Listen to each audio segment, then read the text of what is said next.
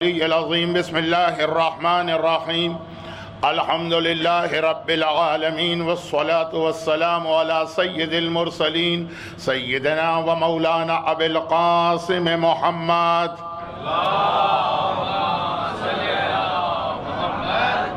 وآلہ الطیبین الطاہرین سیما علی الامام المنتظر اللہم عجل لہ الفرج ولعنت اللہ علی اعدائہم اجمعین اما بعد فقد قال الله عز وجل في كتابه المبين وفرقانه المتين وقرآنه المجيد بسم الله الرحمن الرحيم ضرب الله مثلا للذين آمنوا امرأة فرعون وقال إن الذين يحبون أن تشيع الفاحشة في الذين آمنوا لهم عذاب أليم في الدنيا والآخرة والله يعلم وأنتم لا تعلمون.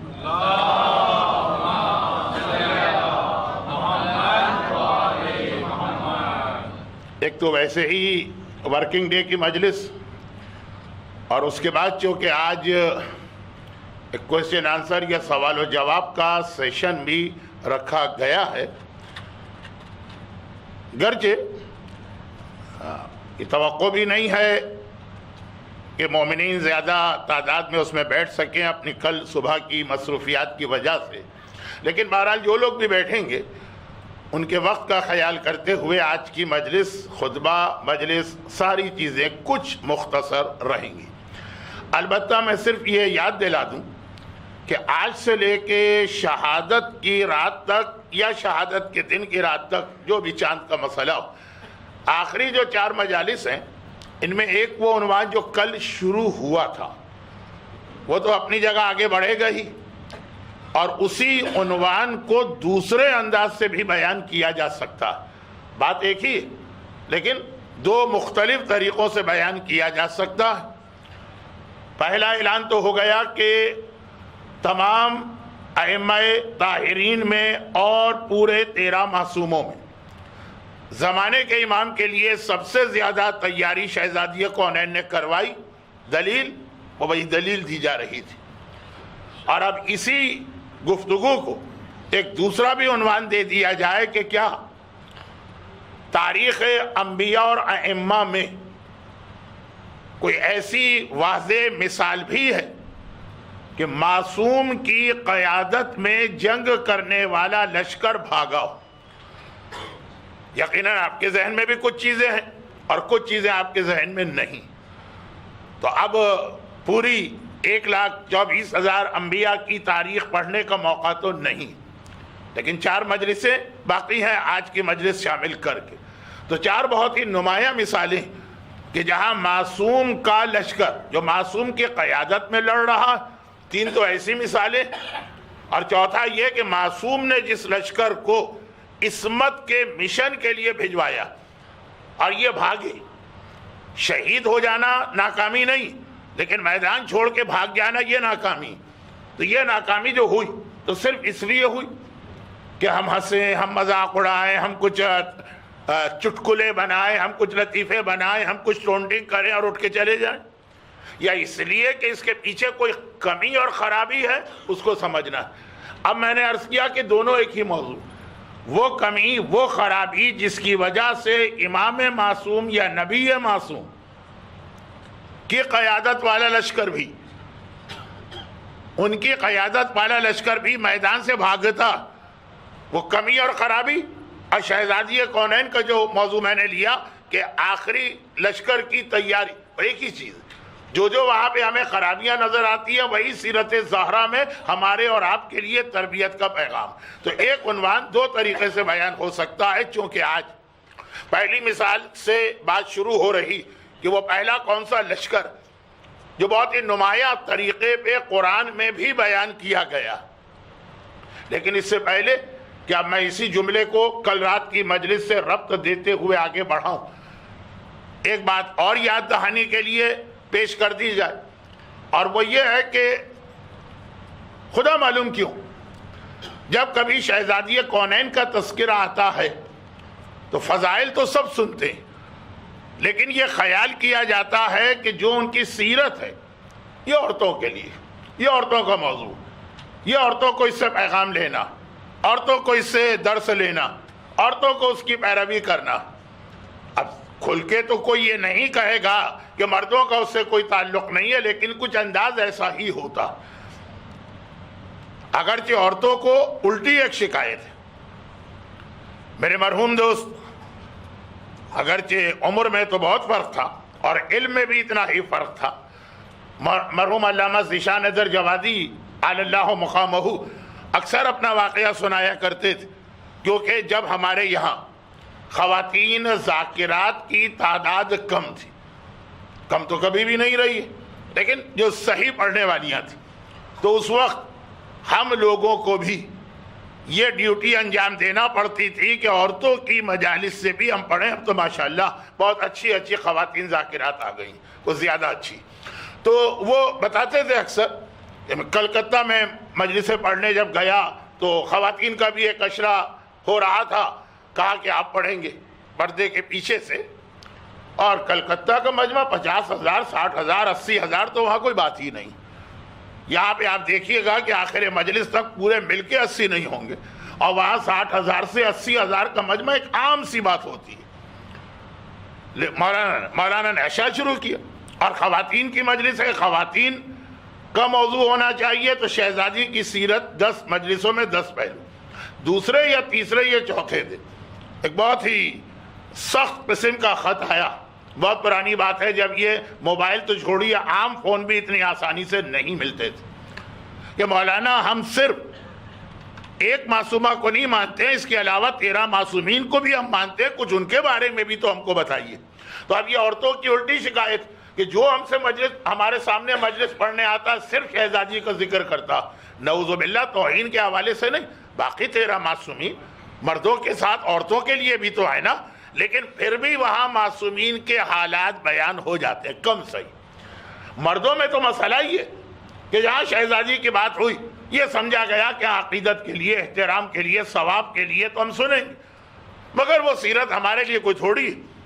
اب شہزادی کا نام ذہن میں آتا ہے، پہلی چیز پردہ ذہن میں آتی، تو پردے کو مکمل طور پہ عورتوں کا مسئلہ بنا دیا گیا، یہ مردوں پہ کوئی پردہ ہے ہی نہیں، یہ خیال کیا جاتا، اور اکبر الہ آبادی کے الفاظ میں تو مردوں کی عقل پہ پڑ جاتا۔ خیر، اب یہ کہ شہزادی ہے تو پردہ کا عنوان ہوگا، اور پردے کا تو ہم سے کوئی تعلق نہیں، مرد کے لیے سیرت کا یہ حصہ ایک طرح سے بیکار ہو گیا۔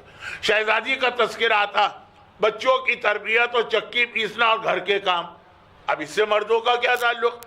ان کا اس سے تو کوئی تعلق ہے کہ اگر روٹی ٹھنڈی ہے تو 2 جوتے بیوی کے سر پہ مار لے، یا سالن میں نمک تیز ہو گیا تو 32 روپے 8 آنے بہر تھما کے اس کو باہر نکال دے، لیکن باقی یہ گھرداری کے کام کا مردوں سے کیا تعلق؟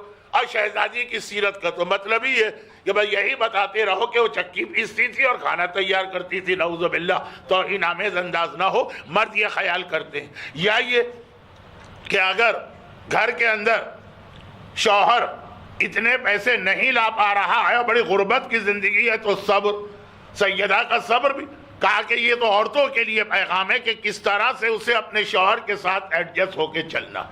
یاد رکھیے، شہزادی کونین کی سیرت جتنا عورتوں کے لیے اہم ہے، اس سے زیادہ مردوں کے لیے اہم۔ جو شہزادی کی سیرت کے اہم پیغام، اب جیسے جو عنوان میں نے منتخب کیا ہے کہ لشکر امام زمانہ کی تیاری، امام زمانہ کے لشکر میں عورتیں تو نہیں ہوں گی، بہت ہی گنی چنی ہوں گی، تو مرد ہی ہوں گے، تو یہ سارا موضوع تو مردوں کا موضوع بنانا، تو یہ تقسیم ہی غلط ہے کہ 13 معصومین کے حالات مردوں کے لیے اور شہزادی کے حالات عمل کے خاطر صرف عورتوں کے لیے۔ ہاں، عقیدت، فضیلت، تاریخ، سیرت سے آگاہی وہ تو ٹھیک، عمل کام سے کوئی تعلق نہیں۔ اور یہی وجہ ہے کہ آج میں نے اصل آیت کے علاوہ، اصل آیت سے میری مراد ہے جو میرا عنوان ہے، اس کی جو آیت میں نے آج تلاوت کی، اس کے علاوہ ایک آیت میں نے سورہ تحریم کی تلاوت کی، تاکہ ذہن سے یہ غلط فہمی دور ہو جائے کہ مرد کی سیرت مرد کے لیے ہوتی ہے، عورتوں کی سیرت عورت کے لیے۔ سورہ تحریم کی لاسٹ 2 آیات، ضرب اللہ مثلا للذین آمنوا، اللہ ایک ماڈل پیش کر رہا، ایک نمونہ پیش کر رہا تمام صاحبان ایمان کے لیے۔ الذین آمنوا، زیادہ تر تو یہ لفظ قرآن میں مردوں ہی کے لیے آتا، لیکن تمام صاحبان ایمان ان کے لیے ایک ماڈل بنا کے پیش کر رہا ہے. کس کو؟ امرأۃ فرعون، فرعون کی عورت کو، فرعون کی بیوی کو. وہ قرآن کا اپنا ایک انداز ہے کہ نام کم لیتا ہے، لیکن بہرحال قرآن ہی نے لفظ عورت استعمال کر کے بتا دیا کہ یہ ایک عورت کا تذکرہ. عورت فرعون کی بیوی ایک نمونہ عمل بنائی جا رہی ہے، عورتوں کے لیے نہیں بلکہ مردوں کے لیے، قیامت تک کے مردوں کے لیے. وہ مریم ابنۃ عمران، یہ دو آیتیں ہیں. پہلی آیت جہاں سے بات شروع ہوئی ضرب اللہ، اور دوسری آیت جہاں نام دوسرا آیا مریم ابنۃ عمران، عمران کی بیٹی مریم. کس کے لیے نمونہ عمل؟ عورتوں کے لیے نہیں. کہا ضرب اللہ مثلا للذین آمنوا، ہر وہ شخص جو صاحب ایمان.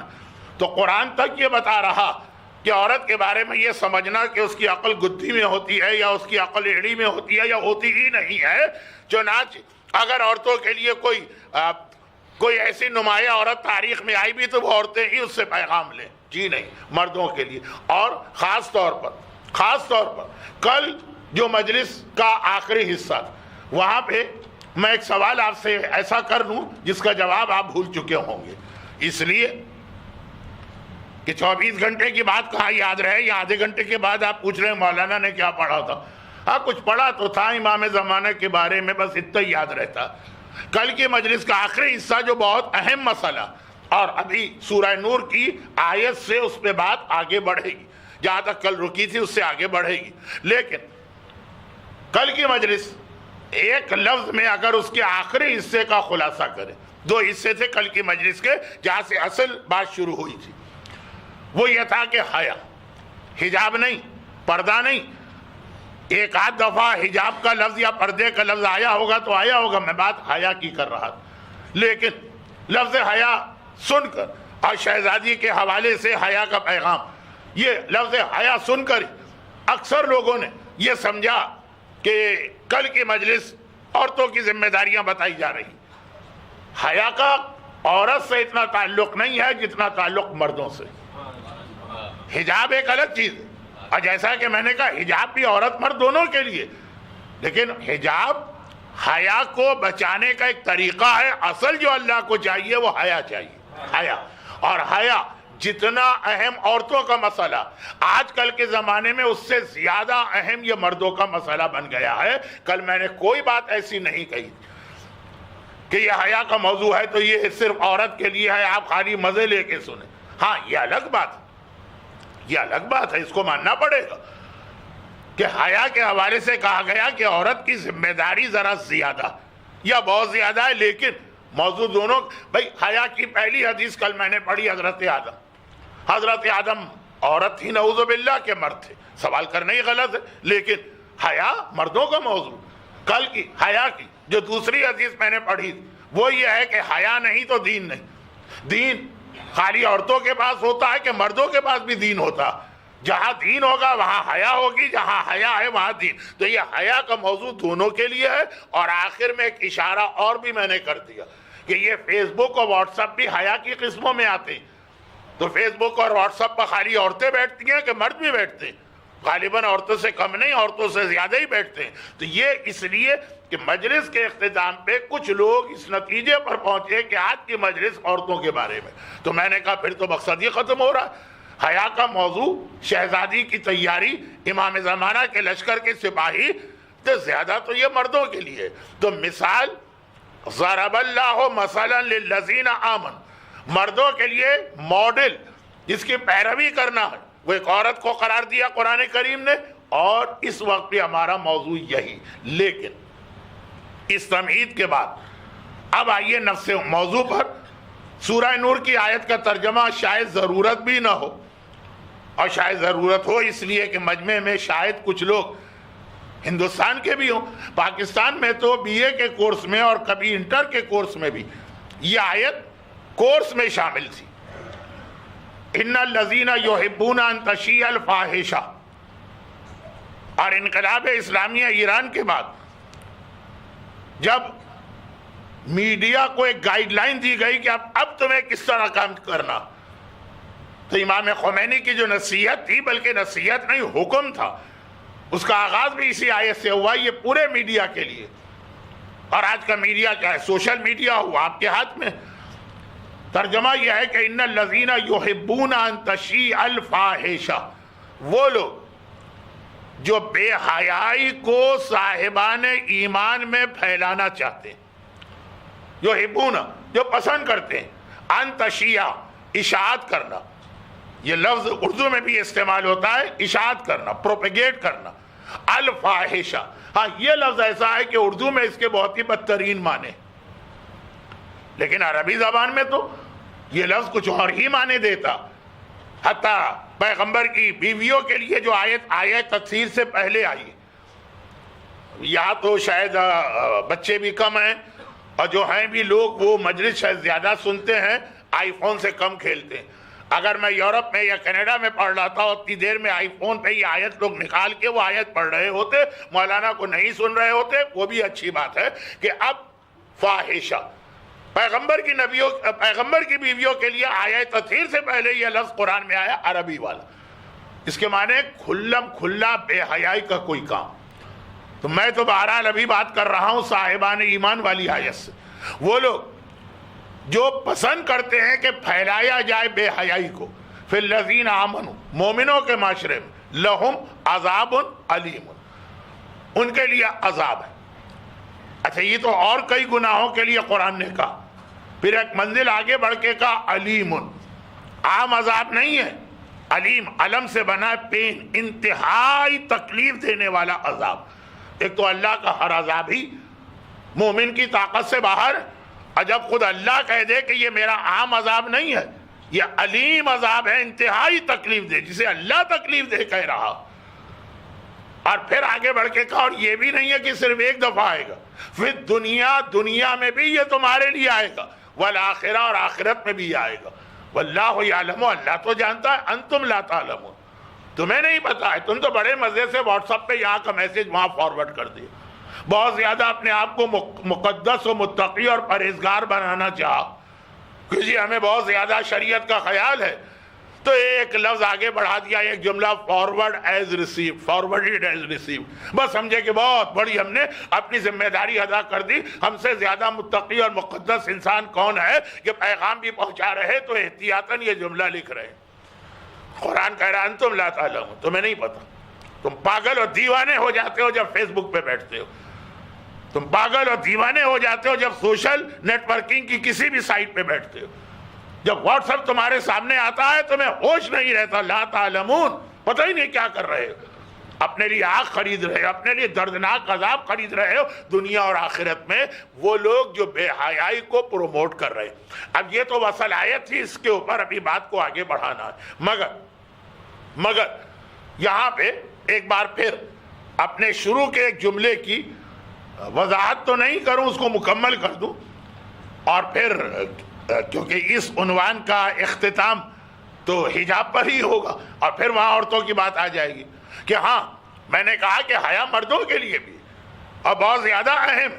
لشکر امام کے لیے جو شہزادی کونین نے تیاری کروائی، وہ والی حیا تو زیادہ مردوں کو چاہیے، کیونکہ زیادہ مرد امام کے لشکر میں ہوں گے، عورتیں بھی ہوں گی لیکن بہت ہی کم. اب پہلے 313 کے اندر 13 یا 15 یا 17 عورتوں کے نام آئے، اور 10,000 کے لشکر میں کوئی 52 یا 53 عورتوں کی تعداد آئی ہے، نام تو نہیں آئے. تو اب یہ جو تیاری کرائی جا رہی ہے یہ زیادہ مردوں کے لیے، لیکن اس میں کوئی شک نہیں کہ بہرحال اصل موضوع ہے حیا، حجاب نہیں. حجاب ایک چھوٹی سی قسم ہے حیا کی، اصل عورتوں کے لیے زیادہ اہم ہے. اب وہ دو روایتیں بطور مثال پیش کر رہا ہوں کیونکہ اس کو اتنا سمجھانے کی ضرورت بھی نہیں. پھر بھی میں یہ کیوں کہہ رہا ہوں، کیونکہ واٹس ایپ اور فیس بک کے حوالے سے جو میسج جا کے مکمل ہوگا وہاں پہ پھر وہ حدیث آ جائے گی جو یہ بتا رہی ہے کہ واٹس ایپ کا بے حیائی اور حیا سے کیا تعلق ہے. اب دو بہت مشہور حدیث ہیں. ایک حدیث تو سولجر بازار والے اچھی طرح جانتے ہوں گے، وہ والی حدیث نہیں پڑھ رہا ہوں، لیکن جو میں پڑھ رہا ہوں مجھے لگ رہا ہے کہ یہ بہت ملتی جلتی حدیث ہے. کراچی میں جو پرانی نمائش ہے، جو اب خالی نمائش کا چوک کہلاتا، وہاں پہ ایک بہت بڑا گرین بورڈ لگا ہے جس کے اوپر یہ حدیث یا اس سے ملتی جلتی حدیث لگی. میں تو وہاں کبھی رکا نہیں، تیزی سے نکل جاتا ہوں، لیکن انداز جو چلتے پھرتے ایک دو شروع کے جملے نظر آتے ہیں۔ بہرحال ہے بہت زیادہ مشہور حدیث کہ حضرت عیسیٰ جا رہے ہیں اور سامنے سے شیطان آ رہا، دونوں کی ملاقات ہوئی۔ انبیاء تو پہچان لیتے ہیں، شیطان کو بھی پتا ہے کہ ان کا رتبہ کتنا بڑا۔ دعا سلام ہوئی، دیکھا کہ آج شیطان خالی ہاتھ نہیں، اپنے ساتھ 5 گدھے لے کے جا رہا۔ وہ جو گدھوں والی ایک روایت کسی نے لکھ کے نمائش کے چوک پہ لگا دی، اور وہ گدھوں پہ سامان لدا ہوا۔ پہلے زمانے میں یہی گدھے تھے جو سامان کو یہاں سے وہاں لے جاتے تھے، جیسے ایک لوڈنگ ٹرک کھڑے ہوتے ہیں آج کل۔ حضرت عیسیٰ نے پوچھا کہ شیطان آج تجھے بھی تجارت کی سوجی اور تو بھی بزنس کی جانب چلا گیا، تو یہ بتا کہ یہ کیا سامان لے کے جا رہا؟ ویسے آدمی تاجر کو دیکھ لے، پہلے زمانے میں تو بہت ہوتا تھا، پہلے سے مطلب یہ ہے کہ ہمارا بچپنا سمجھیے یا کسی حد تک جوانی بھی۔ لوگ پوچھتے بھی ہے کہ مولانا کبھی جوانی آئی بھی تھی، آپ کو ہمیشہ اتنا سنجیدہ دیکھا ہے۔ خیر، تو خلاصہ یہ ہے کہ پھیری والے آتے تھے گلیوں میں اور گھروں کے سامنے اور آوازیں لگاتے تھے، اور وردی پیپر والے آتے تھے اور ہر قسم کی چیز ان کے پاس ہوتی تھی، چیز لیجئے دوسری چیز لیجئے، وہ ایک عجیب ماحول تھا۔ تو حضرت عیسیٰ نے کہا بتا تو صحیح کیا لے کے جا رہا ہے، شاید ہمارے کام کی کوئی چیز بھی نکل آئے۔ کہا کہ یا نبی خدا یہ 5 گدھے ہیں، ایک گدھے کے اوپر تکبر لگا ہوا، غرور، گھمنڈ، اور یہ بھی تقریر کا عنوان ہے لیکن آج کی نہیں۔ اذ اعجبتکم کثرتکم فلم تغن عنکم شیئا وضاقت الارض بما رحبت ثم ولیتم مدبرین۔ قرآن کریم کی گواہی تم پیٹ پھیرا کے بھاگے، تو بہرحال اس میں یہ چیز آئے گی۔ بالکل شروع میں نے اپنے اصل عنوان کو دوسرے انداز سے بھی آج بیان کیا تھا، تو وہ ذہن میں رکھیے گا۔ بھاگے کیوں بھاگے؟ حضرت عیسیٰ کے گدھے کی وجہ نہیں، شیطان کا گدھا۔ عیسیٰ کا گدھا تو بڑا قابل احترام، اور ایک اور قابل احترام گدھے کا تذکرہ ابھی شروع ہو رہا، اصل عنوان تو وہی۔ کہا کہ تکبر، اور یہ دوسرا گدھا ہے، اس پہ خیانت، فراڈ، چیٹنگ، بےمانی، یہ بےمانی بھری ہوئی۔ اور تیسرا جو گدھا ہے ظلم، تشدد، ٹارچر، حق مارنا، انجسٹس۔ اور جو چوتھا گدھا ہے اس کے اوپر حسد، جلن، جیلسی۔ اور یہ جو 5واں گدھا ہے اس کے اوپر بے حیائی۔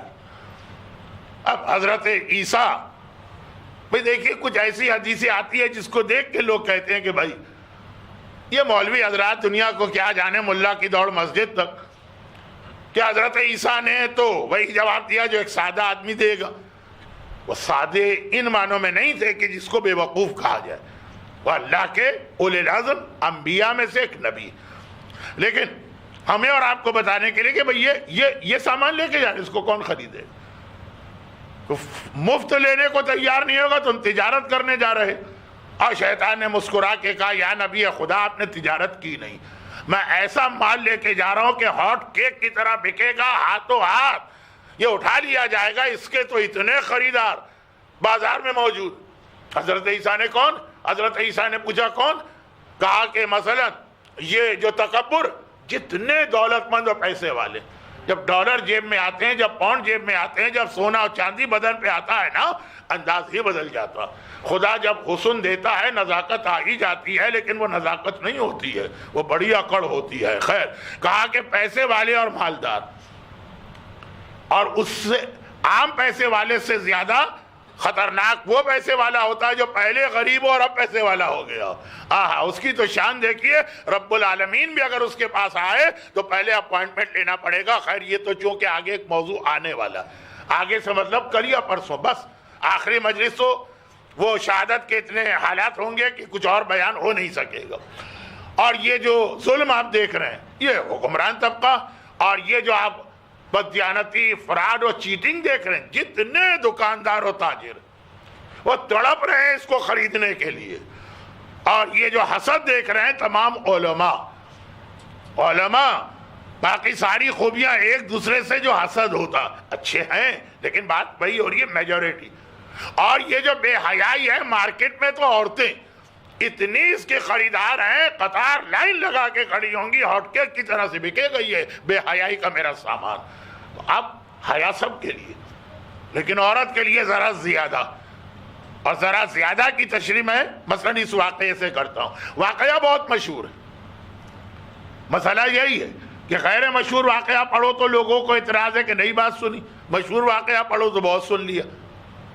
البتہ کل بہت ہی چھوٹے بچے نے، پتہ نہیں کیسے، یہ جو بچہ ہے نا اس سے بھی آدھا، اس بچے نے آ کے کہا کہ مولانا بہت اچھا آپ پڑھتے ہیں، بہت پسند آ رہی ہے مجلس، اور یہ کہ لیکن کچھ چیزیں آپ پوری نہیں پڑھتے، پوری پڑھ دیا کریں. تو اس کی تو عمر بھی بتا رہی تھی کہ شاید وہ 2011 کا ماڈل لگ رہا تھا بچہ، اللہ اس کو سلامت رکھے، دنیا آخرت کی ساری خوشیاں دے. وہ کہہ رہا کہ جی آپ تو واقعہ پڑھ دیتے کہ میں نے 10 سال پہلے پڑھا تھا، 10 سال پہلے تو میں پیدا بھی نہیں ہوا تھا.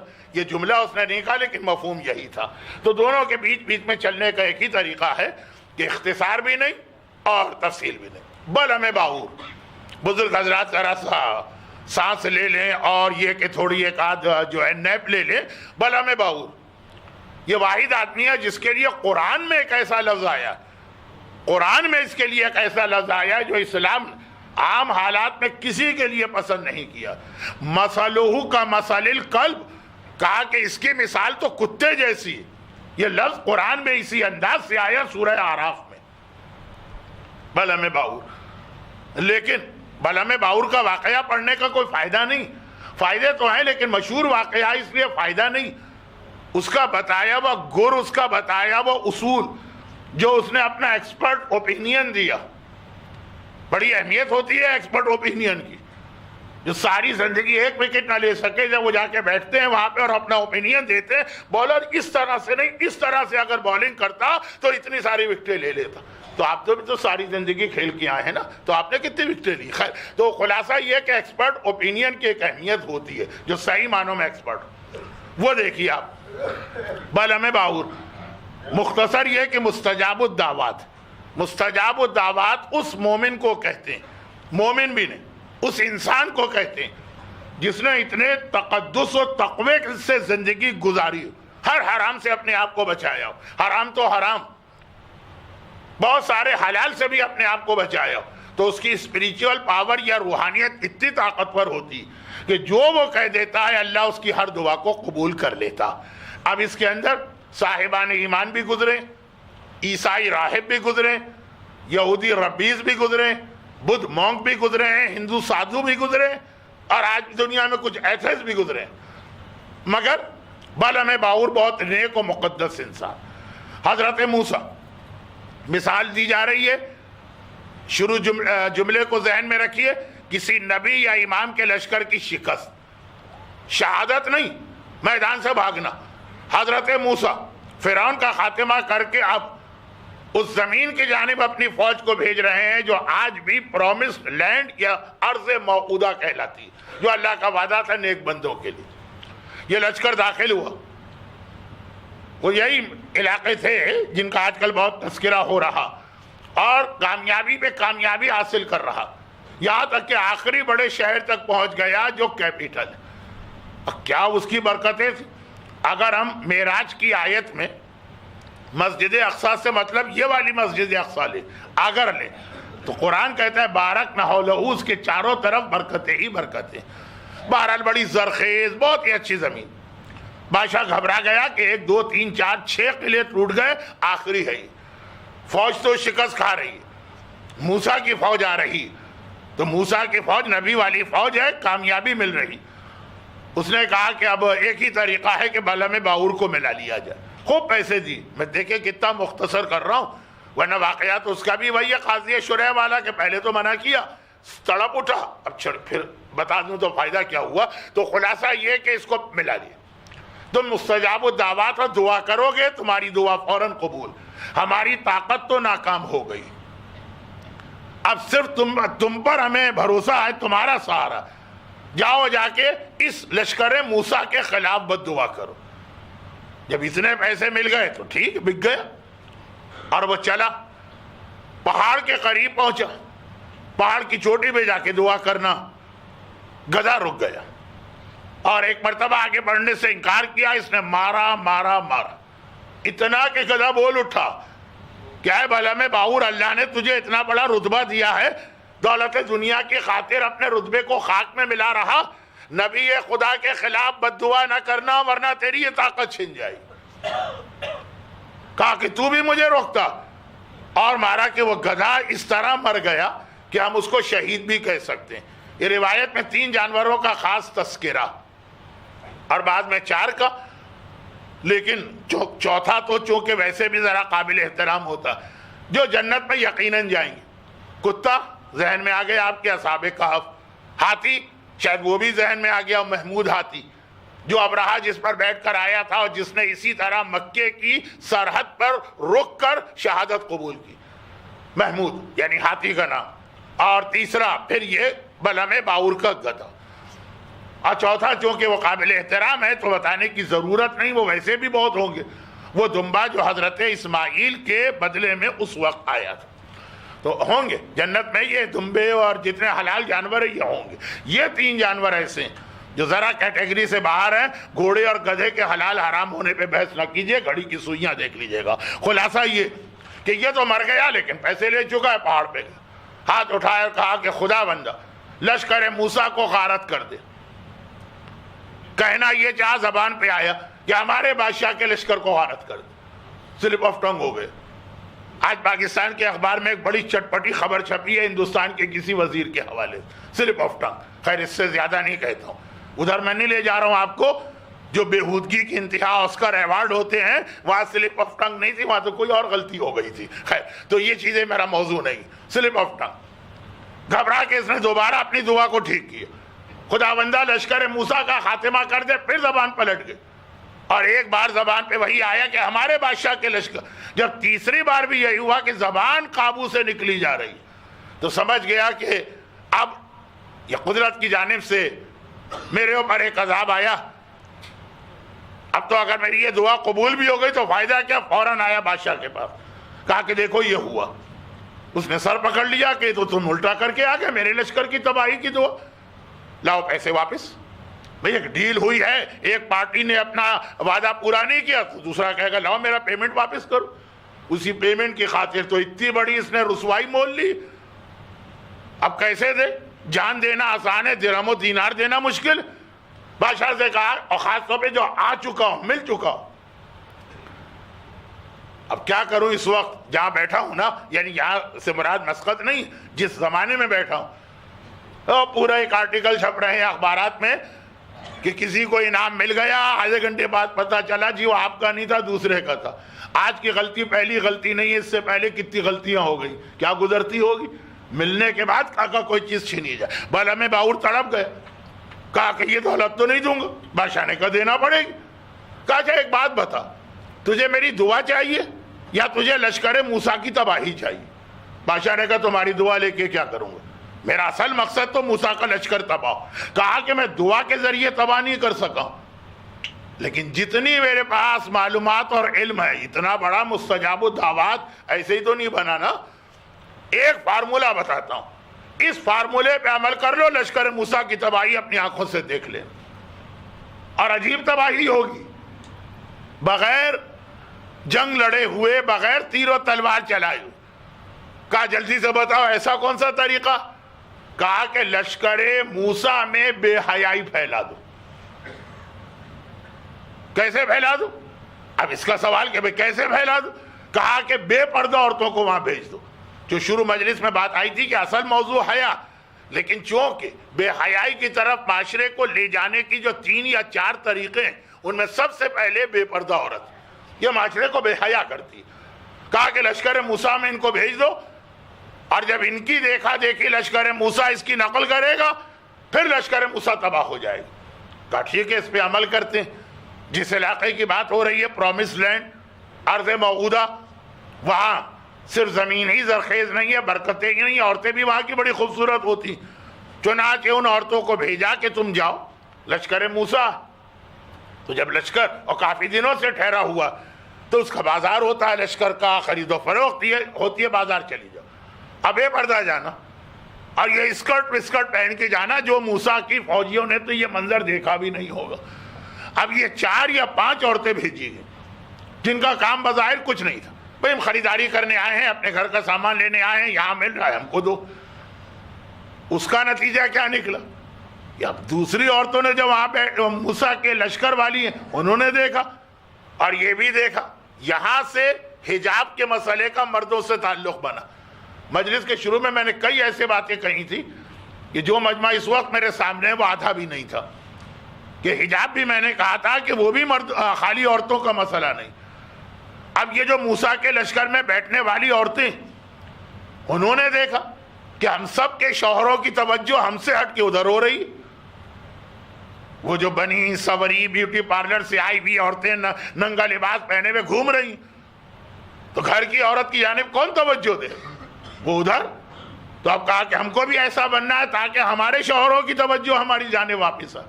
جب مرد کی آنکھ میں خرابی پیدا ہوتی ہے وہاں سے عورت بے حجابی کے راستے پہ چلتی ہے۔ اسی لیے قرآن نے عورت سے بعد میں کہا، مردوں سے پہلے کہا، قُلْ لِلْمُؤْمِنِينَ يَغُضُّوا أَبْصَارَهُمْ وَقُلْ لِلْمُؤْمِنَاتِ يَغْضُضْنَ أَبْصَارَهُنْ۔ پہلے مردوں سے کہا کہ نگاہیں نیچی کرو۔ عورت بے حجاب بنتی کیوں ہے؟ ایک بہت بڑا طبقہ اس لیے بھی بنتا کہ جب دیکھ رہے ہیں کہ ہم وفادار، زندگی بھر شوہر کا ساتھ دینے والی، ہر سختی اور نرمی میں اس کو مدد دینے والی، مگر توجہ ہم سے ہٹ کے وہاں پہ ہو رہی، چنانچہ یہ چیز پھر پھیلی۔ حضرت موسیٰ اپنے شہر میں بیٹھے، مصر کا کوئی شہر، قاہرہ ہی ہوگا، اسکندریہ ہوگا، جو بھی ہو، یہ بحثیں چھوڑو۔ پہلے تو روزانہ ایک خبر آتی تھی، آج پہلا شہر فتح ہوا، آج دوسرا فتح ہوا، روزانہ ایک شہر ایک دن میں فتح ہو رہا۔ یہاں ایک مہینہ گزر گئے، جو آخری شہر ہے وہاں سے کوئی خبر ہی نہیں آ رہی۔ چنانچہ حضرت موسیٰ نے قاصد بھجوایا، کہا جاؤ صرف دیکھ کر آؤ۔ واپس آیا، اس نے کہا یا نبی خدا، روزانہ ایک کامیابی لینے والا لشکر ایک مہینے سے مسلسل ہار رہا۔ وہ جو بادشاہ وقت ہے، جو مقابل ہے کافر، ایک مہینے سے مسلسل لشکر ہار رہا ہے، یہاں تک کہ پیچھے ہٹتے ہٹتے جن شہروں پہ قبضے تھے وہ بھی ہاتھ سے نکل رہے ہیں۔ حضرت موسیٰ حیران، میرا لشکر، میں معصوم، میں نبی خدا، اس نے پروردگار سے لشکر کو بھیجا اور یہ کامیابی کے بعد ناکامی۔ چنانچہ حضرت ہارون جو موسیٰ کے وصی ہیں اور انتقال کر چکے تھے، ان کا جو بیٹا تھا بہت ہی نیک دیندار، کہا تم جاؤ اور جا کے دیکھو کہ آخر اس کی وجہ کیا۔ وہ موسیٰ کا نمائندہ بن کے آیا، لشکر میں داخل ہی ہوا، کچھ پوچھا بھی نہیں، بے حجاب عورتیں اس کو نظر آنے لگی ہیں بازاروں کے اندر۔ ایک مرتبہ وہ حیران ہو کے پوچھتا، یہ موسیٰ کا لشکر ہے، اس میں یہ بے حجاب عورتیں کہاں سے آ گئیں؟ کہا کہ یہ عورتیں، وہ جو 4 عورتیں ہیں نا، روز آ جاتی ہیں صبح سے شام تک خریداری کرنے۔ اچھا، اب عورتوں سے آپ پوچھ بھی نہیں سکتے کہ اتنی دیر تم نے شاپنگ سینٹر میں کیوں لگائی؟ مردوں کا تو ہے کہ بھائی ایک لسٹ لے کے گئے، لسٹ نہیں ہے ذہن میں، گئے چیز خریدی آ گئے۔ عورتوں کو کچھ نہ خریدنا ہو تب بھی 2 گھنٹے 3 گھنٹے تو کہیں گئے ہی نہیں۔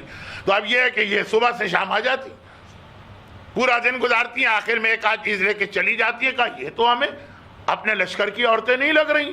کہا کہ نہیں، یہ مقامی ہیں، بازار دیکھ کے آ گئے۔ کہا تم اسے مقامی اور بازار سمجھ رہے ہیں؟ ان کا ایک ہی علاج ہے، تلوار نکالی اور 4 عورتوں کی گردن اڑا دی۔ کہا اب جا کے دیکھنا کہ کس انداز سے تمہیں کامیابی حاصل ہوتی۔ اور within 24 hours کنعان کا وہ شہر، لشکر موسیٰ نے ایک مرتبہ اس پہ بھی غلبہ حاصل کر لیا۔ اور آخر میں امام نے تفسیر منہج الصادقین کی روایت پڑھی، آخر میں امام نے فرمایا کہ بلعم باعور، بہرحال شیطان علم رکھ کے گمراہ ہوا تو اصول جانتا ہے نا کہ کہاں کہاں سے مومن پہ اٹیک ہو سکتا، اور اسی طرح بلعم باعور گمراہ ہوا، لیکن صاحب ایمان و متقی ہونے کے بعد گمراہ ہوا۔ اسے پتا ہے کہ مومن کو کہاں سے شکست دی جا سکتی ہے، تو سب سے اہم چیزوں میں سے ایک ہے بے حیائی۔ جہاں معاشرے میں بے حیائی پھیلے گی، جب آدمی اپنے گھر کو کسی چیز سے بچانا چاہے نا، تو ہر طرف سے اس کو دیکھنا پڑتا ہے کہیں ذرا سا روشن دان کھلا نہ رہ جائے، چھوٹا سا سوراخ نہ ہو۔ میرے اوپر یہ وقت گزرے، بہت پہلے کی بات ہے، بہت زیادہ سردی تھی اور اس زمانے میں یہ سہولتیں نہیں تھی۔ جو ٹھنڈی ہوا آتی تھی کمرے میں، دروازے بند، کھڑکیاں بند، روشن دان بند۔ کہا کہ دروازے میں ایک چھوٹا سا سوراخ ہے، لیکن وہ ٹھنڈی سی ہوا جو اس میں سے آ کے بدن سے ٹکراتی ہے۔ تو اب یہ ہے کہ اسی طرح آپ کو مکھیاں مچھر روکنا، ذرا سی جگہ بھی نہ دیجئے ان کو کہ آ جائیں، یہ تو ہر آدمی جانتا۔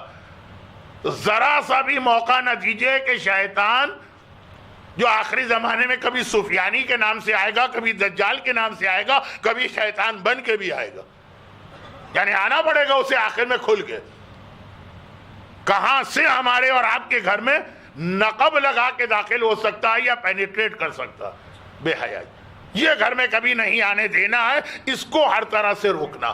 اور وقت بہت تیزی سے گزر گیا، باقی باتیں انشاءاللہ کل ہوں گی۔ دو چھوٹی سی باتیں آج واضح کر دوں تاکہ جنہوں نے بالام باور کا واقعہ بہت سنا ہوا ان کو اس کے علاوہ بھی مجلس میں کوئی چیز مل جائے۔ اور اس میں ایک بات کا خیال رکھیے گا، اور وہ یہ ہے کہ بے حیائی کے حوالے سے جو عام طور پہ ذہن میں آتا ہے وہ والا گناہ تو ہے اپنی جگہ، لیکن اسلام میں جو سب سے زیادہ تاکید کی گئی وہ ہے زبان کی بے حیائی۔ وہ آنکھوں کی اور سر کے بالوں کی اور لباس کی، یہ ساری بے حیائیاں تو سمجھ میں آتی ہیں، مگر جس حیا کو ہم بھول جاتے ہیں وہ ہے زبان۔ مومن کے لیے بہت اہم پیغام ہے کہ اپنی زبان کو بے حیا نہ ہونے دو، زبان پہ کوئی ایسا لفظ نہ آنے پائے جو مومن کی شان کے خلاف۔ اب ایک اور بالام باور سے زیادہ مشہور واقعہ میرے ذہن میں تڑپ رہا ہے، مچل رہا ہے، لیکن میں اس کو نہیں آنے دے رہا ہوں کیونکہ ایک تو بہت مشہور اور دوسرا یہ کہ وقت بھی نہیں۔ سعد ابن معاذ جیسا پیغمبر کا عظیم ترین صحابی، میں نے ایک لفظ استعمال کیا عظیم ترین، بہت سوچ سمجھ کے، کیونکہ سعد کے لیے مولا نے ایک ایسا جملہ ارشاد فرما دیا کہ بس اس سے بڑھ کر ایک غیر معصوم کی فضیلت آ نہیں سکتی تھی۔ گرچہ سلمان اور ابو ذر کا رتبہ سعد سے زیادہ، مگر یہ والی فضیلت۔ آج کل آپ فاطمیہ کے مصائب سن رہے ہیں، اتنے سارے مصائب ہوئے۔ مولا کا ایک جملہ ہے کہ اگر سعد ابن معاذ زندہ ہوتا تو کسی کے مجال نہیں تھی کہ ہم پر ظلم کرتا اور ہمارا حق چھینتا۔ مشکل کشائے کائنات یہ کہتے کہ جو ہمارا حق چھینا گیا اور جو ہم پر ظلم کیے گئے، ہمارا سب سے بڑا اس وقت پروٹیکٹر اور ڈیفینڈر سعد ابن معاذ ہوتا، اگر وہ ہوتا، پھر کسی کی مجال نہ ہوتی۔ اتنا عظیم یہ صحابی، وہ جنگ خندق میں شہید ہوئے وہ الگ بات، مگر اتنا عظیم صحابی مرتے ہی جہنم میں گیا۔ یہ والی جہنم نہیں، کیونکہ یہ والی جہنم اور یہ والی جنت جو ایک بار جائے گا پھر باہر نہیں آئے گا، لیکن جہنم جیسی جو اللہ نے جہنم بنائی جو مرنے، اور جب پوچھا گیا یا رسول اللہ اتنا بڑا صاحب، کہا اپنی زبان کی بے احتیاطی کی وجہ۔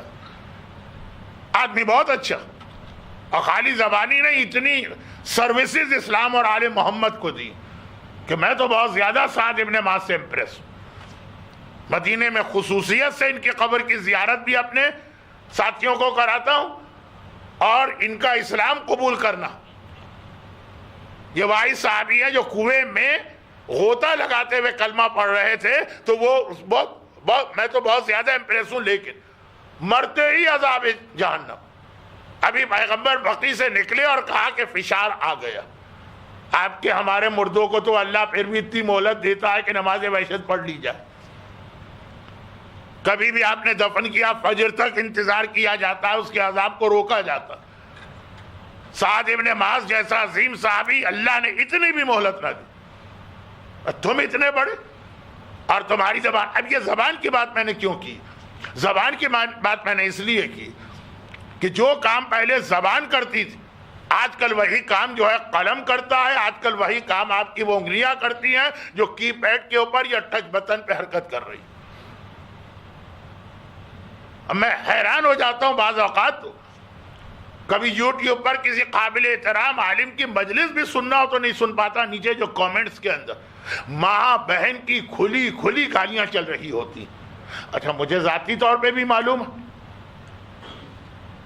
اور وہی بات کہ ایکسپرٹس اوپینین کہ بہت سارے ان میں سے کومنٹس کرنے والے ایسے ہیں جو مومن نہیں ہیں، باقاعدہ ادارے بنے ہوئے ہیں ہم لوگوں کی توہین اور تذلیل اور ہمارے مراجع کے کارٹون بنانے اور ہمارے علماء کا مذاق اڑانے۔ وہ اپنے لوگ ہیں بھی نہیں، چاہے نام انہوں نے ہمارے جیسے رکھے۔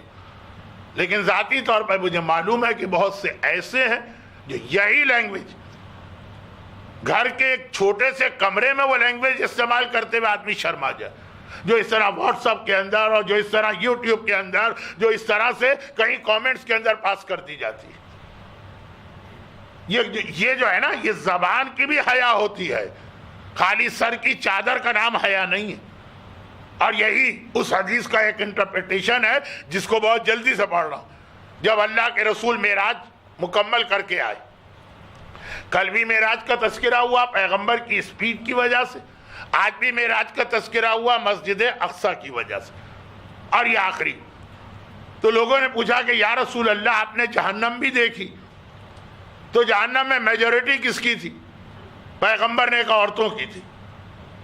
مرد تو خوش ہو گئے، لیکن عورتیں وہ آئیں کہ یا رسول اللہ تو آخر ہماری میجورٹی جہنم میں جائے گی تو کیوں جائے گی؟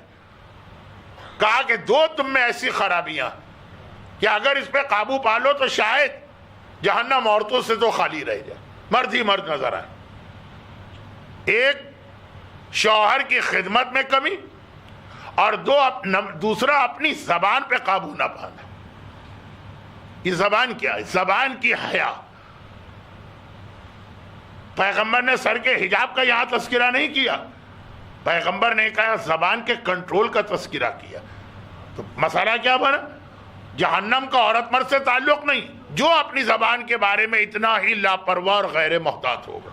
اور اس وقت فیس بک، واٹس ایپ، ٹویٹر اور جتنے بھی سوشل نیٹ ورکنگ سائٹ، ان کی سب سے بڑی خرابی یہ ہے کہ ہمارے بچے اور نوجوان، عربی میں ایک لفظ ہے جسور، بہت جرت والے، بدتمیزی والے بنتے چلے جا رہے ہیں۔ لیکن خالی وہ نہیں، ماشاءاللہ ہندوستان کے چینلز نے بھی زبان خراب کرنے میں کوئی کم حصہ انجام نہیں دیا، اور یہ ساری باتیں ایک دوسرے سے متصل ہیں۔ آج وقت اس لیے مجھے بہت زیادہ لگ رہا ہے کہ اس کے فوراً بعد تھوڑی دیر کا تو وقفہ دیا جائے گا، لیکن اس کے بعد پھر سوال و جواب کا ایک سیشن ہوگا۔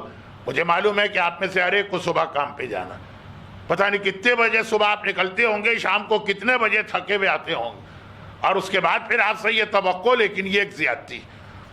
پھر بھی یہ سیشن اس لیے رکھنا پڑا کہ چونکہ میرے اس دفعہ کے اسکیجول یا شیڈیول میں کوئی ویکینڈ کی رات اب نہیں آ رہی تھی، تو بہرحال کچھ مومنین جو بیٹھ سکتے ہیں ان کی خاطر تو میں اپنی مجلس کو ختم ہوتے ہوتے گھنٹہ ہو جائے گا، کیونکہ اب مصائب شروع ہو رہے ہیں، 5-7 منٹ تو لگیں۔ اب یہاں پہ ایک اور بہت اہم جملہ، میرا اپنے جملے کو خود ہی اہم کہہ رہا ہوں، نہیں، یہ امام نے کہا کہ بہت اہم، وہ یہ، اور میں ہر سال دربار معصومین میں تو مجھے یاد ہے کہ یہ چوتھی بار یہ جملہ میری زبان پہ خود بخود آ رہا، کیونکہ میرے موضوعات ایسے ہوتے ہیں۔ اسلام جو ہے نا، وہ کسی بہت ہی ضعیف قسم کی بوڑھی عورت کی طرح کا مذہب نہیں ہے، جو کل میں کہہ رہا تھا نا کہ بڑھاپے میں جا کے خصوصاً خواتین جو ہے نا، وہ چڑچڑی، غصے والی، ڈانٹ ڈپٹ، یعنی حتیٰ یہ کہ اگر کسی سے محبت بھی ہے تو بہت انداز بہت خراب ہو جاتا ہے۔ تو ایسا نہیں ہے اسلام کے بس یہ کسی بڑھیا کی طرح سے گالیاں دینا، کوسنے دینا، کوسنے کو پتہ نہیں انگلش میں کیا، کرسنگ کہیں گے، جو بھی کہیں گے، یہ اتنی انگلش نہیں آتی۔ تو یہ ہے کہ ایسا نہیں ہے اسلام جو کچھ کہتا ہے وہ ایک طبیب کی طرح کہ آپ کو خرابی بتاتا ہے، پھر دو چیزیں اور بتاتا ہے۔ نمبر 1 یہ خرابی پیدا کیوں ہوئی، تاکہ کم از کم آئندہ نہ ہونے پائے۔ نمبر 2 اس کا علاج پھر کیا ہے۔ تو وہ علاج جو ہے نا، وہ اس وقت کیونکہ بات بہت پھیل گئی، اور ابھی 2 اور چیزیں سیرت سیدہ کی روشنی میں امام زمانہ کے لیے تیاری کرانا۔ لشکر امام زمانہ وہ تباہی برداشت نہیں کر سکتا جو موسیٰ کے لشکر کو برداشت کرنا پڑی بے حیائی کی وجہ سے۔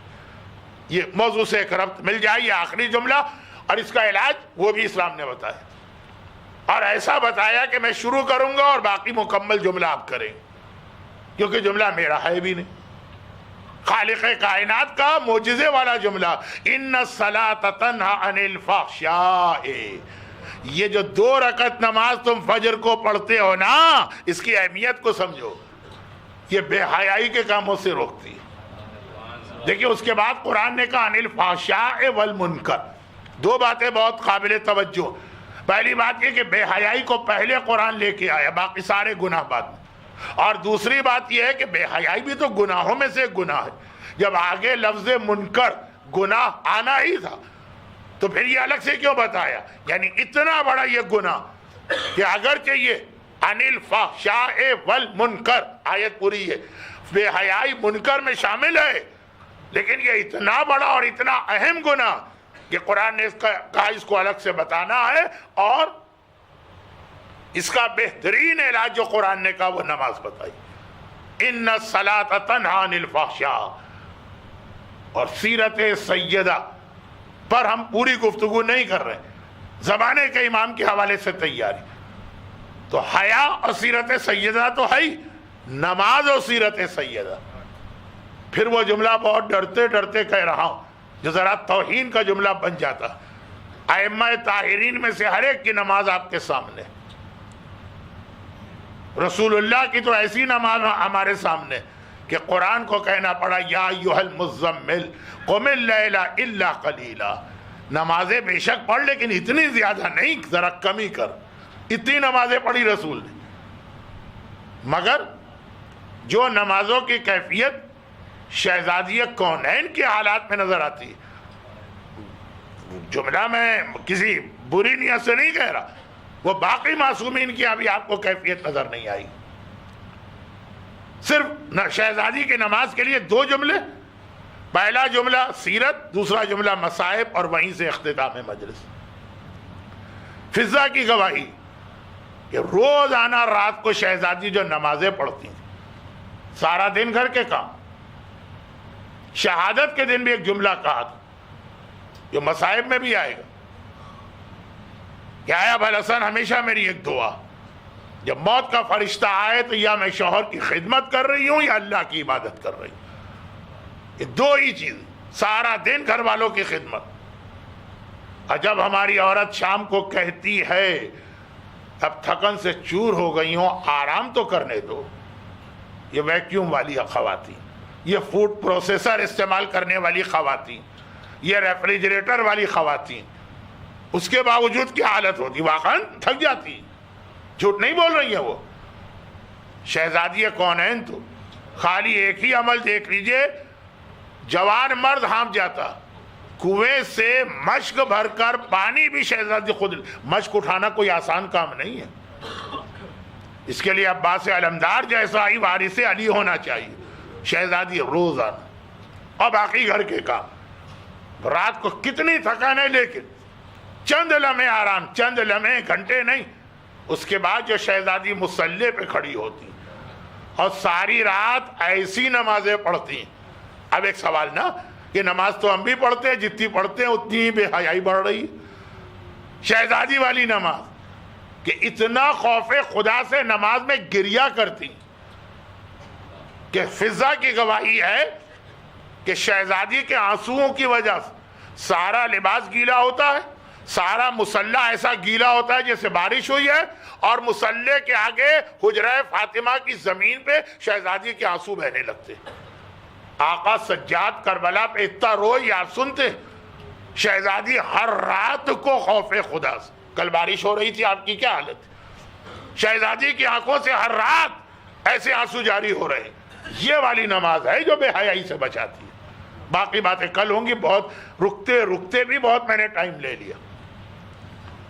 لیکن فضہ کا اصل جملہ مکمل ہوتا ہے اس کے ایک اور اضافے کے ساتھ کہ فجر کے قریب حالت یہ ہوتی ہے روزانہ کہ شہزادی کے دونوں پاؤں پر اتنا ورم آ جاتا ہے، سویلنگ ہو جاتی ہے، سوج جاتے ہیں کہ شہزادی مصلی سے بستر پر نہیں جا پاتی.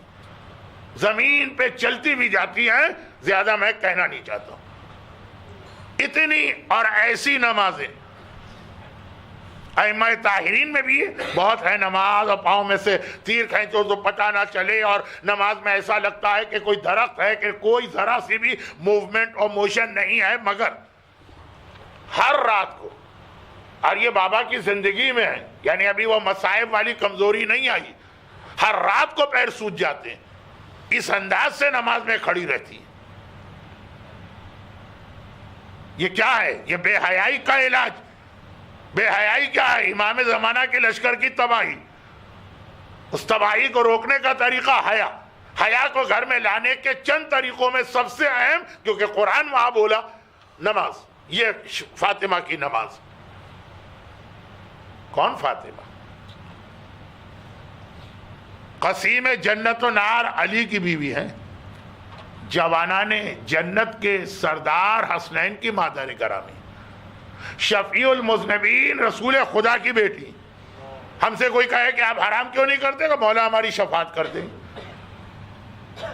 آپ یہ واجب کیوں چھوڑ رہے؟ کہ ہم تو بخشے ہوئے ہیں، ہم کو کون عذاب دے گا، ہم تو سیدھا جنت میں جائیں گے۔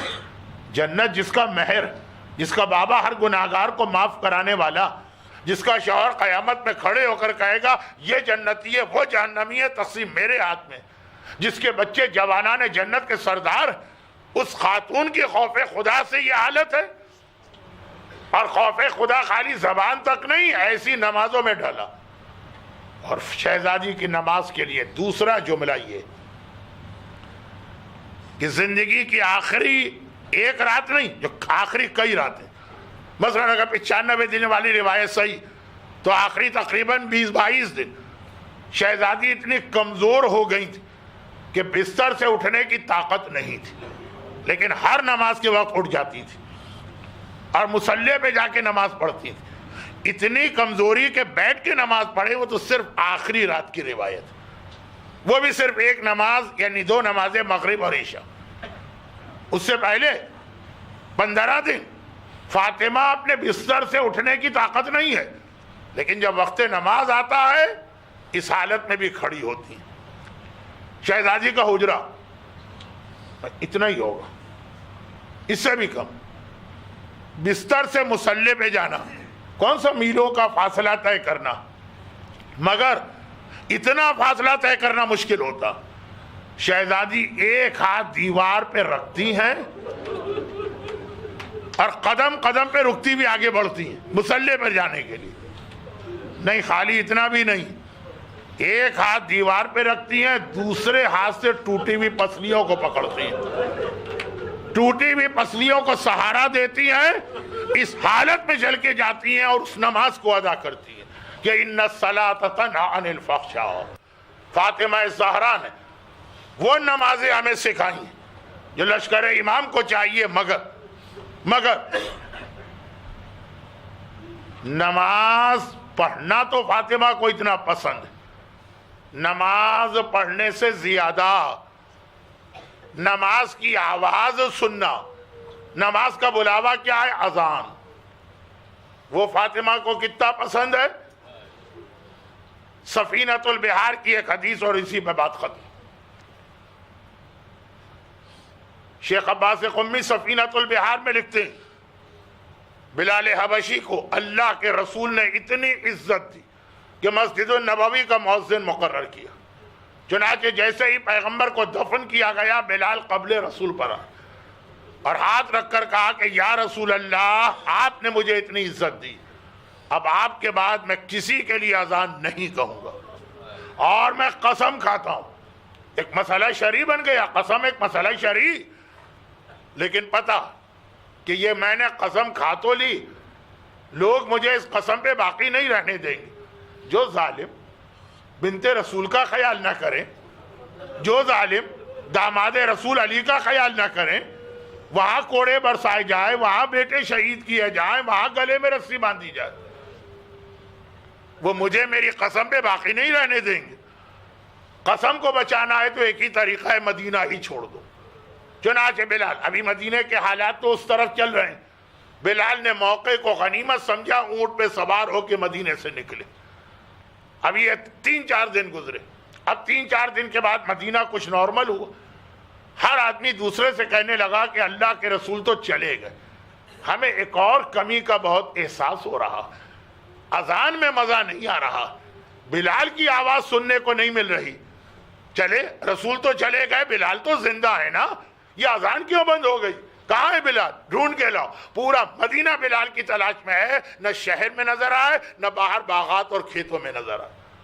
اب بلال اپنی سواری کو دوڑائے چلے جا رہے ہیں، شاید تیسری رات تھی، جب رات کو سوئے اپنے مسافر خانے میں، خواب میں اللہ کا رسول گریا کرتا ہوا نظر آیا، سر پہ عمامہ نہیں ہے، بال بکھرے ہوئے، آنکھوں میں آنسو ہے۔ اے بلال، جب سب نے میری بیٹی اور میرے گھر والوں کو چھوڑ دیا تو تم جیسا وفادار صحابی بھی اہل بیت کو چھوڑ کے آ گیا۔ بے اختیار بلال آنکھ کھلی اور اپنی غلطی کا احساس ہوا، ارے میں نے اپنے ظلم سے بچنے کے لیے ایسے وقت میں اہل بیت کے گھرانے کو چھوڑ دیا۔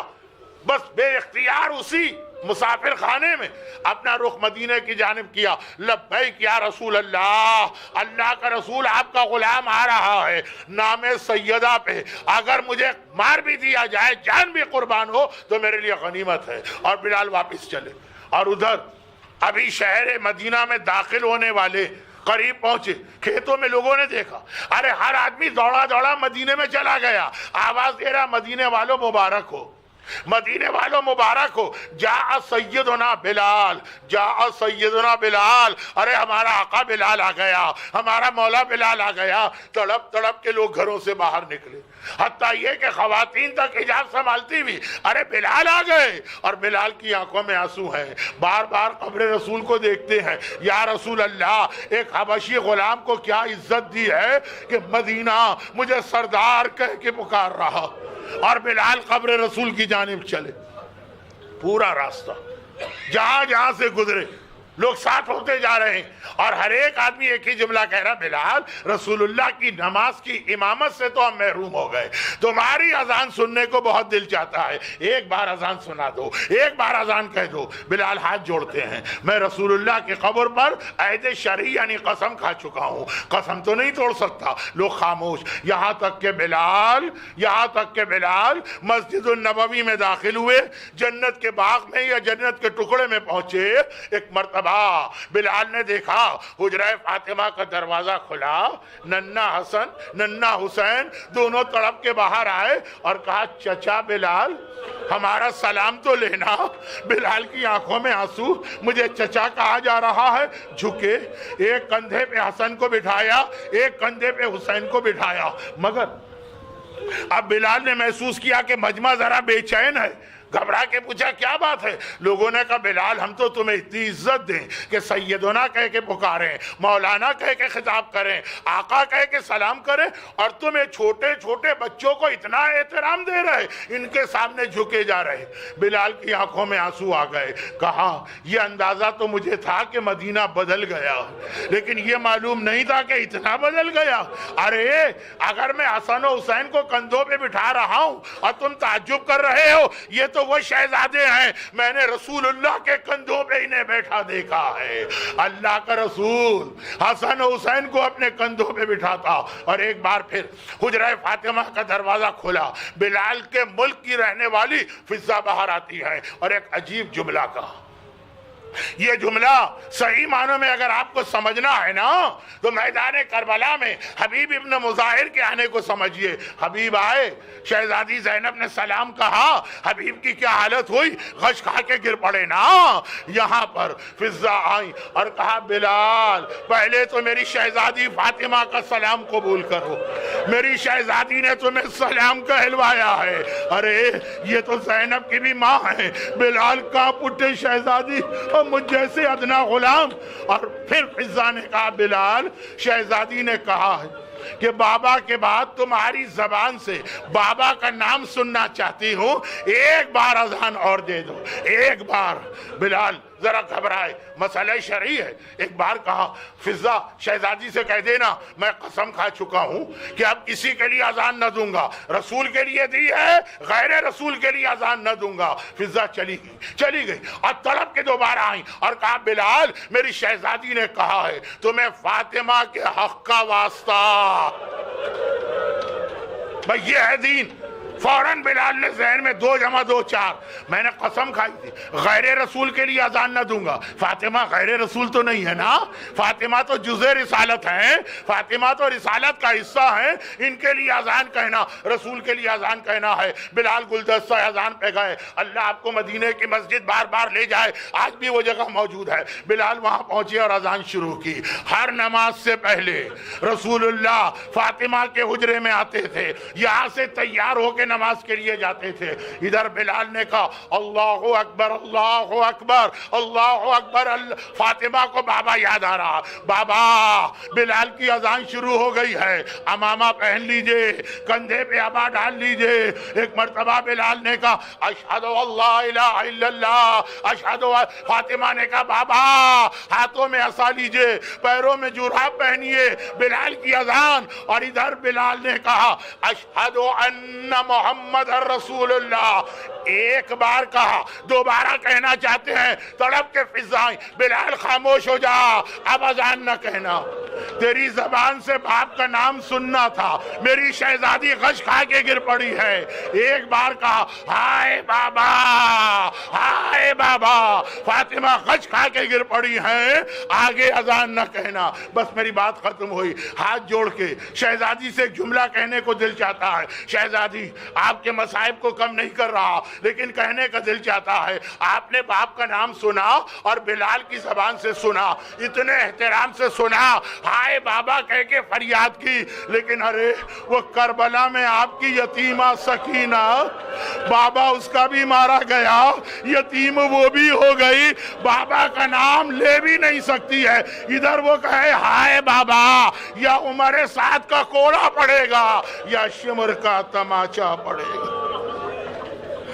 اللہم انی اسألک بحق فاطمہ و ابیہا و بعلہا و بنیہا، پروردگارہ مصائب زہرا، مصائب بطول، مصائب فاطمہ سن کے گریہ کرنے والے ان مومنین اور مومنات کے گریہ کا واسطہ، ان کو، ان کے گھروں کو، ان کے گھر والوں کو، ان کی اولادوں کو، ان کی روزی کے ذرائع کو دنیا اور آخرت کی ہر پریشانی سے محفوظ فرما۔ خدا بندہ دنیا بھر کے مظلوم شیعان حیدر کرار کی جان، مال، عزت، ناموس اور اولاد کی حفاظت فرما۔ خدا بندہ مشکل کشائے کائنات کی مشکل کشائی کرنے والی فاطمہ کا واسطہ ہر پریشان حال مومن، خصوصاً ایک مومن بہت پریشان ہے، ان سب کی پریشانیوں کو دور فرما۔ خدا بندہ ہمارے کچھ صاحبان ایمان اس وقت بے گناہ قید ہیں، ان کو اور تمام بے گناہ اسیران ملت کو اسیری سجاد و اسیری موسی کاظم کا واسطہ رہائی دلوا۔ خدا بندہ فاطمہ زہرا اور میرے مظلوم آقا سجاد کی اس بیماری کا واسطہ تمام صاحبان ایمان کو، خصوصاً ایک مومنہ جنہوں نے خاص التماس سے دعا کی، صحت کاملہ عطا فرما۔ ہمارے تمام مرحومین خصوصاً جن کے نام لیے جائیں گے اور مجلس میں جو لوگ ہیں ان کے خاندان کے مرحومین، ان سب کی مغفرت فرما، ظہور امام زمانہ میں تعجیل فرما۔ سورہ فاتحہ کے التماس ہے مرحوم مولانا سید ہاشم رضا جعفری، مرحوم مولانا ابن حسن نجفی، شہید ڈاکٹر سبت جعفر زیدی، مرحوم حسین نواز ابن علی حسن، مرحوم روشن علی غلام حسین، مرحوم جاوید روشن علی، مرحوم داؤد علی رمضان علی، حاضرین مجلس کے خاندان کے تمام مرحومین، کل مرحوم مومنین و مومنات۔ فاتحہ۔ بسم اللہ الرحمن الرحیم، الحمدللہ رب العالمین، الرحمن الرحیم، مالک یوم الدین، ایاک نعبد و ایاک نستعین، اہدنا الصراط المستقیم، صراط الذین انعمت علیہم غیر المغضوب علیہم ولا الضالین۔ ربنا تقبل منا انک انت السمیع العلیم۔